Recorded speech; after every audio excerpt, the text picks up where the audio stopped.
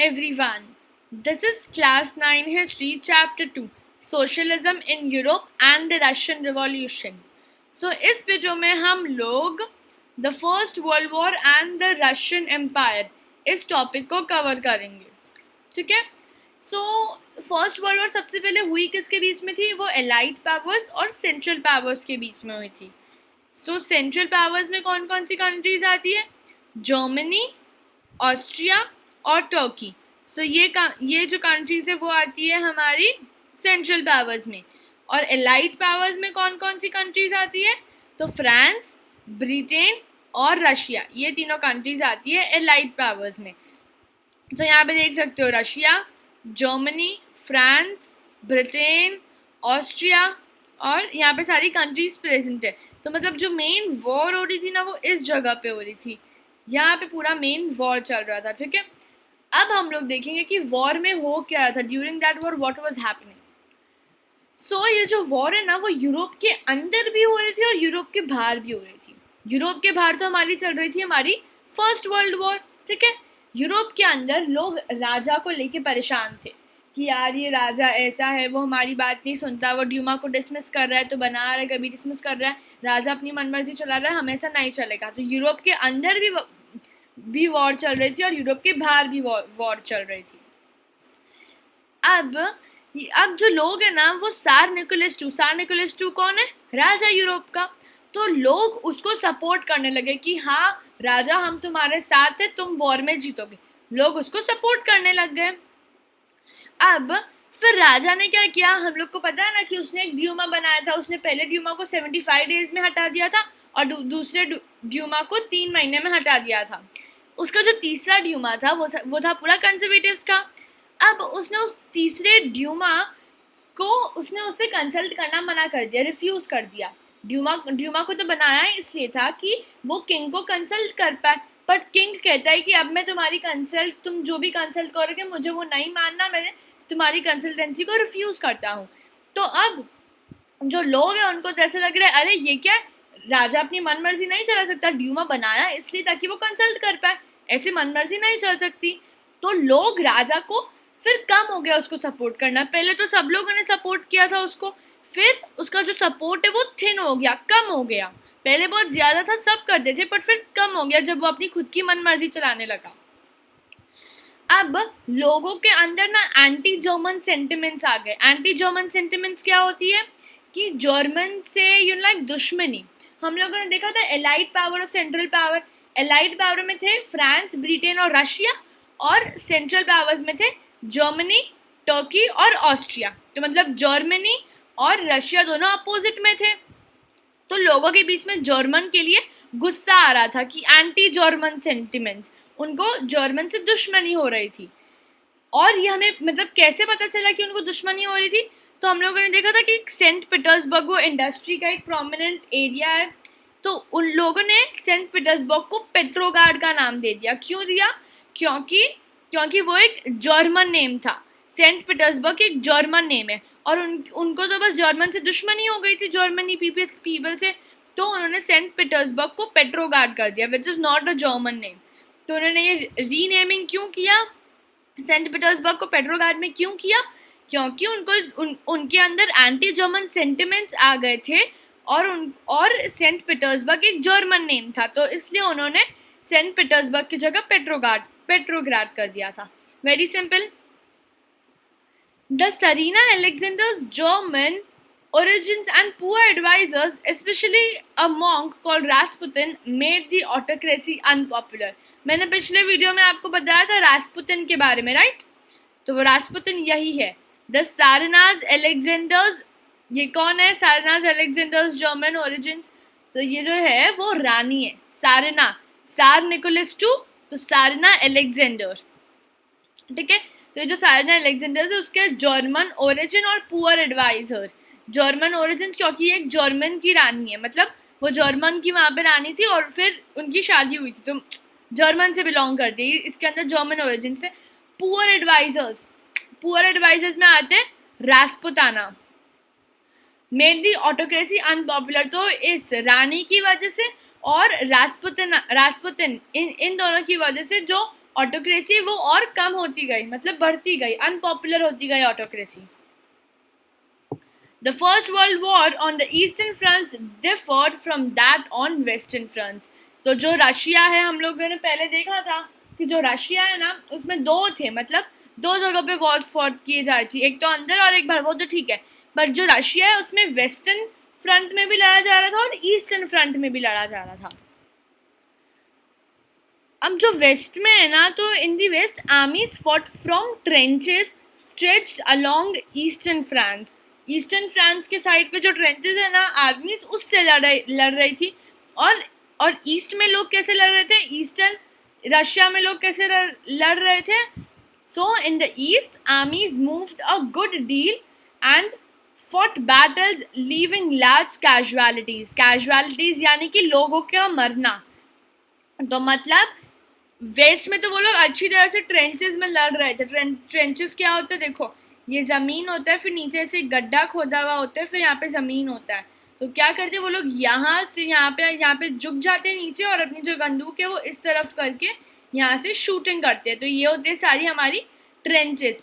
तो वेस्ट में तो लोग ट्रेंचेस से ही कर रहे थे, बट ईस्ट में खुला मैदान था, देवर नो ट्रेंचेस, पूरा एक खुला मैदान था. उसमें यहाँ से आ रहे थे रशियन और यहाँ से आ रहे थे दूसरी कंट्रीज या टर्की, जर्मनी, वो जो है वहाँ से फाइट कर रहे थे वो लोग. तो ये पूरा एक ग्राउंड था, तो वहाँ पे वो लोग छुप नहीं सकते थे, छुप के वॉर नहीं कर सकते थे. तो यहाँ पे लार्ज कैजुअलिटीज यानी कि ज़्यादा लोग मरने लग गए थे. Result of the first world war. अब रिजल्ट क्या आया, डिफीट्स वर शॉकिंग एंड डेमोरलाइजिंग. मतलब कि जो डिफीट वर शॉकिंग यानी कि बहुत, मतलब ऐसे थी कि डिफीट्स बहुत जल्दी हो रहे थे, रशिया हार रही थी. Russia's armies lost badly in Germany and Austria between 1914 and 1916. So हम लोगों ने एक पिक्चर देखी थी, राइट. तो वहाँ पे कैसा था, हाँ, सो यहाँ पे था हमारा रशिया, यहाँ पे था जर्मनी और यहाँ पे था ऑस्ट्रिया. तो ये जो जर्मनी है वो यहाँ से मतलब डाल रही है, यहाँ से फाइट कर रही है और यहाँ से ऑस्ट्रिया फाइट कर रहा है. तो यहाँ पे दो जगह हम लोगों ने देखा ना कि जर्मनी, ऑस्ट्रिया, टर्की ये तीनों साथ में है ना. तो यहाँ से ये लोग फाइट कर रहे, यहाँ से आ रहे. तो मतलब यहाँ पे लॉस्ट बैडली, रशिया की आर्मी यहाँ से हार गई थी. किसकी वजह से, जर्मनी और ऑस्ट्रिया की वजह से, क्योंकि वो लोग यहाँ से फाइट कर रहे थे. तो इन दोनों कंट्रीज की वजह से जो रशिया है वो हार गई थी. कब, 1914 to 1916 में.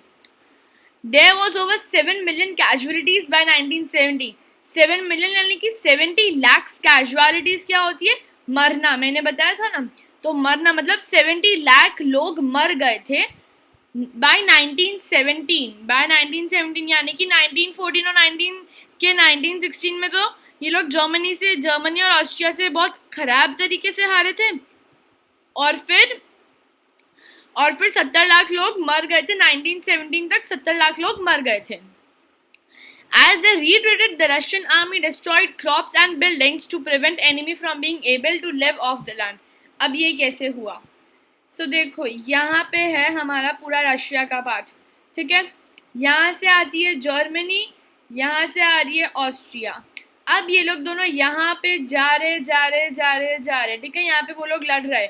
अब यहाँ की जो आर्मीज है ना वो भाग रही है, तो वो इस तरफ भाग रही है, इस तरफ. यहाँ पे आगे हमारा पूरा रशिया. तो जो आर्मीज है वो इस तरफ भाग रही है. तो ये लोग क्या कर रहे हैं, ये लोग सब कुछ खराब कर रहे हैं, क्रॉप्स और बिल्डिंग्स खराब कर रहे हैं. कैसे खराब कर रहे हैं, यहाँ पे तो रशिया शुरू हो जाता है, ठीक है, और इसकी जो आर्मीज है वो रशिया के अंदर भाग रही है. तो यहाँ के भी जो सैनिक है वो भी रशिया के अंदर भागने लग गया उनको मारने के लिए. तो उनको मारने के साथ साथ जो जर्मनी और जो ऑस्ट्रिया के जो आर्मीज है उन लोगों ने सारा क्रॉप और बिल्डिंग्स सब कुछ खराब कर दिए थे. और वो लोग क्या चाहते थे कि जो रशिया है वो रह भी ना सके ढंग से, इसलिए उन लोगों ने ये सब किया. The destruction of crops and buildings led to over 3 million refugees in Russia. The situation discredited the government and the Tsar. So अब हुआ क्या, the destruction of crops and buildings led to 3 million refugees in Russia. अब देखो इस side पे पूरा ये सब हो रहा था ना, क्या हो रहा था इस साइड पे, ये लोग आ रहे थे, जर्मन और ऑस्ट्रिया के लोग आ रहे थे, तो यहाँ का पूरा क्रॉप बिल्डिंग तो सब कुछ खराब हो गया। तो देखो 70 लाख लोग तो पहले से ही मर चुके थे, उसमें से जो 30 लाख लोग है ना, वो लोग मतलब उनके पास सारा घर वर सब खत्म हो गया, क्योंकि यहाँ पे क्रॉप वॉप सब उन लोगों ने खराब कर दिया था, तो उनके पास रहने के लिए जगह नहीं है। तो अब ये लोग यहाँ रशिया के अंदर आ गए, इस तरफ पे आ गए, ठीक है। और अब ये लोग रेफ्यूजीज बन गए कि अब हम रहे कहाँ। ये लोग जर्मनी और ऑस्ट्रिया लोगों ने तो हमारा सारा क्रॉप और बिल्डिंग खराब कर दिया, अब हम रहे कहाँ।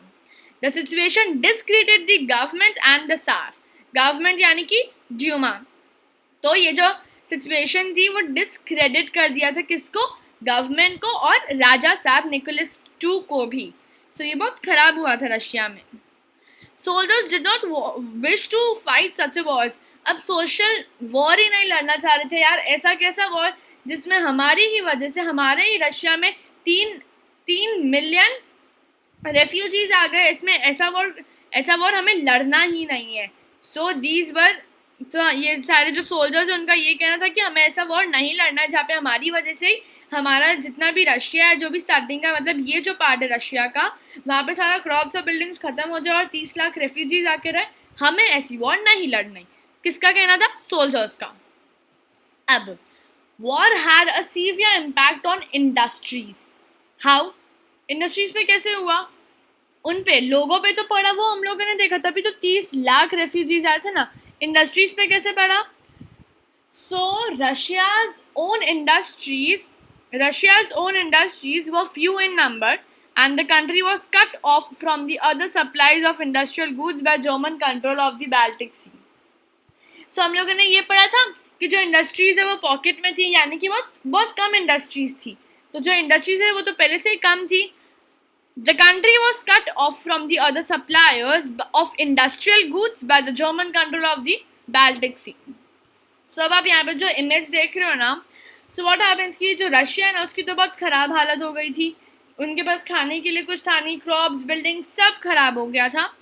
सो हम लोगों ने देखा यहाँ पे सारी उसके एलाइड पावर्स थी। यहाँ पे क्या थी, यहाँ पे कौन कौन सी पावर्स थी, रशिया के साथ कौन कौन सा था, रशिया के साथ फ्रांस था, और कौन था, फ्रांस के साथ ब्रिटेन था। हाँ, तो फ्रांस के साथ यहाँ पे ब्रिटेन था, तो यहाँ पे है फ्रांस और यहाँ पे है हमारा ब्रिटेन, ठीक है। अब अगर ये लोग खाना पहुँचाएंगे भी तो ये लोग खाना इस तरह से सी रूट से पहुँचाते थे ये लोग खाना, ठीक है, यहाँ से जाके ये पहुँच जाता था रशिया के पास खाना। अब होता क्या था, यहाँ पे जर्मनी है, तो जर्मनी ने किया यहाँ पे ये इस पूरे को ब्लॉक कर दिया कि यहाँ से खाना तुम नहीं लेके जा सकते। अब इसकी वजह से हुआ क्या, इसकी वजह से जो ये लोग फ्रांस और जो ब्रिटेन है वो खाना नहीं दे पा रहे थे, तो यहाँ पे खाना गया नहीं, जिसकी वजह से यहाँ पे और प्रॉब्लम्स क्रिएट हो गई। Getting my point. फिर तो इससे हमें पता चला कि उनके पास इंडस्ट्रीज तो पहले से कम थी, अब तो उनको जो सप्लाईज की ज़रूरत थी वो भी किसने, जर्मन ने कंट्रोल कर दी थी ऑफ दी बाल्टिक सी। हम लोगों ने देखा था ना, ये बाल्टिक सी है, जिसकी वजह से वो लोग खाना नहीं दे पा रहे थे। Able bodied man were called up to the war. क्यों एबल बॉडीड मैन को इसलिए बोला था, एबल बॉडीड मैन है कौन, जो लोग मतलब इतनी उनमें क्षमता है कि वो वॉर लड़ सकते, क्षमता यानी कि एबिलिटी, मतलब कि वो लोग इतना लड़ सकेंगे, उनकी एबिलिटी हो इतनी। तो उनको क्यों बुलाया था, ताकि वो लोग लड़े यार, क्योंकि पहले से इनके पास 7 मिलियन तो पहले से मर चुके थे, 3 मिलियन रेफ्यूजीज बन गए थे, तो अब उनको चाहिए ना लोग कि वो, ताकि वो लोग वॉर में लड़ पाए, तो इसलिए एबल बॉडीड को बुलाया।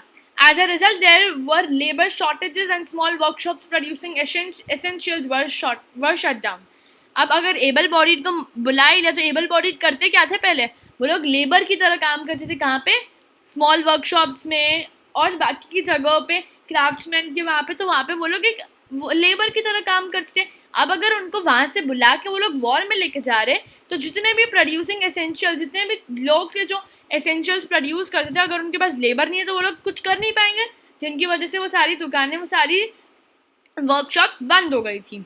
Large supplies of grains were sent to feed the army. अब भाई इतने चौड़े मौड़े मतलब एकदम एबल्ड है वो लोग, सो अब what we have to do is, उन लोग को अच्छे से खाना देना पड़ेगा ना, तभी तो वो लोग अपने आप को सस्टेन कर पाएंगे और उनमें इतनी एबिलिटी आएगी फाइट के लिए।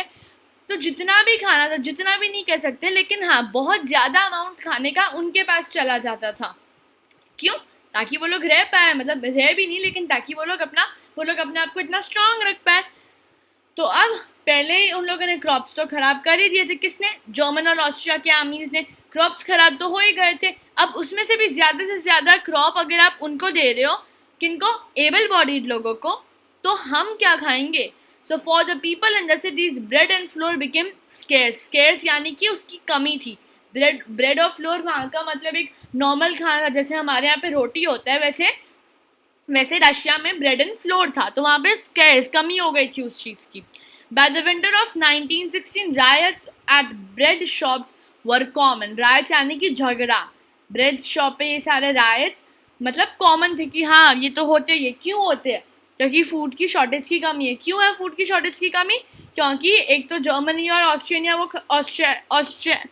ऑस्ट्रिया के जो आर्मीज है उन लोगों ने ख़राब कर दिया था, और जितना भी ग्रेन्स था उसका लार्ज अमाउंट तो एबल बॉडीड लोगों को वॉर के लिए चाहिए होता था, इसलिए स्केर्सिटी थी और इसलिए रायट्स हो रहे थे। Very simple. कभी कभार क्वेश्चन आता है कि why there riots at the bread shops common during 1916। So क्यों थे कॉमन? क्योंकि उन लोगों ने ख़राब कर लिया था और सारा खाना इनके पास जाता था, इसलिए। Moving ahead we saw this image ना। क्या होता था? यहाँ से ये लोग खाना पहले यहाँ पे लोग खाना पहुँचाते थे, लेकिन फिर इन लोगों ने यहाँ पे बंद कर लिया, तो वो लोग खाना नहीं पहुँचाते, जिसकी वजह से इनको स्केर्सिटी फेस करनी पड़ी। ठीक है? So hope you guys like this video. Do share, do comment and do subscribe to our channel ask and study. और अगर आपको इस चैप्टर के MCQ फॉर्म में अगर आपको पेपर्स चाहिए सॉल्व करने के लिए, सो आप www.askandstudy.com को विजिट कर सकते हैं। वहाँ पे MCQ फॉर्म में आपको पेपर्स प्रेजेंट है, जिसको अगर आप अपेयर करोगे तो ऑन द स्पॉट आपको आंसर्स मिल जाएंगे, जिसकी वजह से आप अपने आप को चेक कर पाओगे। Do visit www.askandstudy.com। Thank you.